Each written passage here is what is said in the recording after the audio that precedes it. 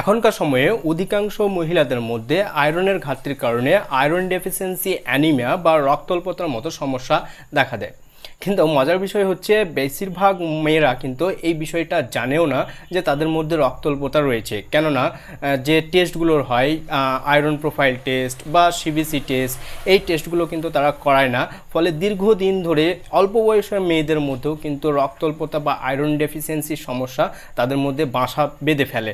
হ্যাঁ, আর এর একটা কারণ হচ্ছে মেয়েদের মেনস্ট্রুয়েশন সাইকেল বা যে মাসিক চক্র হয়, তখন কিন্তু তাদের শরীর থেকে অনেক রক্তক্ষরণ হয় বা রক্ত বেরিয়ে যায়। তার সাথে সাথে এটা কিন্তু একটা ছোট কারণ, কিন্তু মেন যে কারণটা সেটা হচ্ছে যে রক্ত বাড়ানোর যে খাবারগুলো রয়েছে, এই ধরুন কলা, তারপরে কচুর শাক, লাল শাক, পালং শাক, হ্যাঁ, তারপরে আপনার বিটরুটের জুস, কুলেখাড়ার শাক, হ্যাঁ, এর সাথে কলিজা, এই যে খাবারগুলো এদের কিন্তু পর্যাপ্ত পরিমাণে খাওয়া হয় না। ফলে কিন্তু ব্লাড ডেফিসিয়েন্সি তাদের বডির মধ্যে দীর্ঘদিন ধরে থেকে থাকে। এর ফলে তাদের শরীরে কিছু কিছু লক্ষণ কিন্তু দেখা যায়, যেমন ধরুন ঠোঁট, চোখ, তারপরে ত্বক, এগুলো আপনার ফ্যাকাশে বর্ণ ধারণ করে।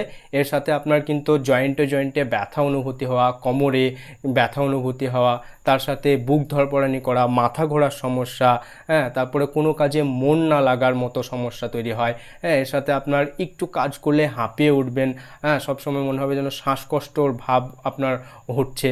হ্যাঁ, আবার পর্যাপ্ত পরিমাণে যখন ব্লাড ডেফিসিয়েন্সি হয়ে যায় তখন কিন্তু চুল পড়ার একটা সমস্যা কিন্তু তৈরি হয়। এটাও কিন্তু আপনার দেখে। আর এখনকার সময়ে ম্যাক্সিমাম মেয়েদের কিন্তু ব্লাড ডেফিসিয়েন্সি অবশ্যই রয়েছে। আপনি সিবিসি টেস্ট বা যে আয়রন টেস্ট রয়েছে, আয়রন প্রোফাইল টেস্ট, এগুলো করলে কিন্তু আপনার এই জিনিসটা ধরা পড়বে। তাহলে এখন করণীয় শাকসবজিগুলো বা যে খাবারগুলো আমি প্রথমে বলেছিলাম ওগুলো আপনি খেতে পারেন। তার সাথে অবশ্যই আপনাকে আয়রন সাপ্লিমেন্ট বা যে আয়রন ফলিক অ্যাসিডের মেডিসিন হয় সেগুলোকে আপনাকে গ্রহণ করতে হবে।